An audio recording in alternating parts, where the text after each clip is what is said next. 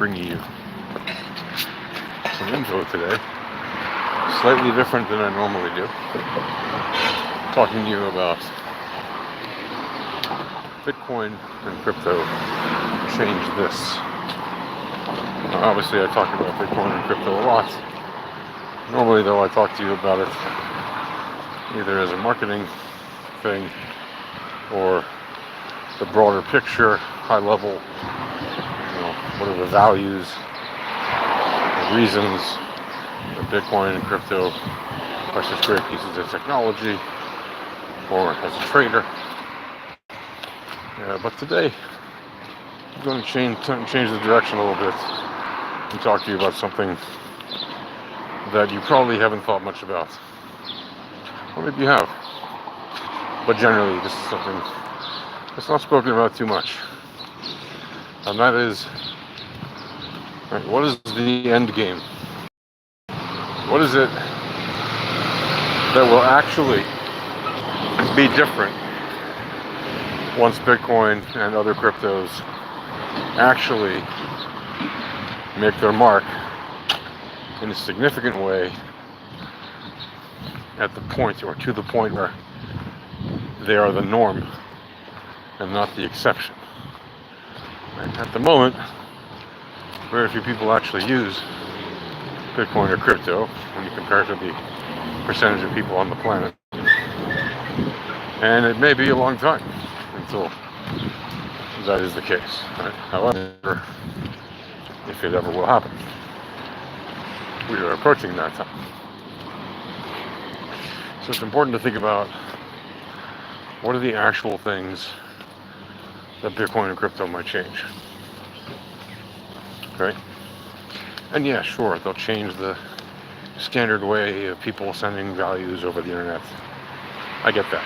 Change, the way that people are no longer censored with their transactions, no middleman with their transactions, lower fees, all that. I get that. But what really is going to change? Right? What are some of the larger things that will actually have an impact on people's daily lives?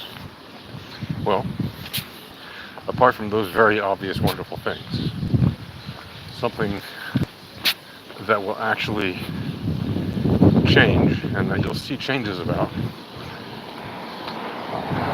will be the change of guard. Who is in charge of the transactions? But keep in mind, the big banks are still going to be the big banks.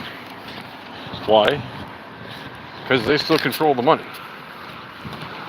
The Fed is still going to be the Fed because they still print the money. Governments are still going to be in charge of your local jurisdiction because they have the guns.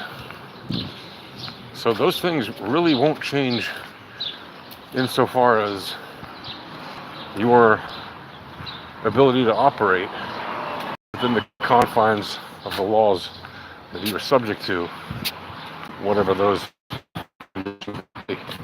And those will vary from jurisdiction to jurisdiction and even from person to person.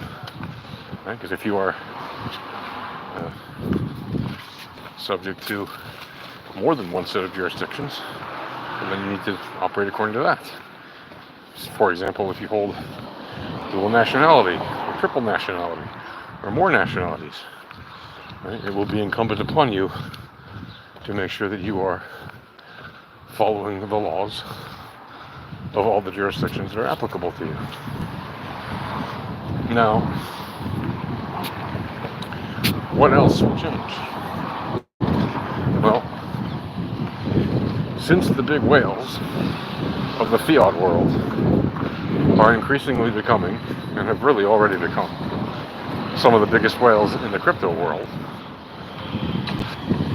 what are you going to do to stop them, if that's your interest, or to get your share, even an outsized share, so that you will not suffer fate of people who ignored crypto for so long, and thus end up a tiny minnow in an ocean filled with sharks and whales? Well, the answer to that is time is running out for certain projects for you to get on board and get your share, but not for others. Talk more about that in another video. Happy crypto.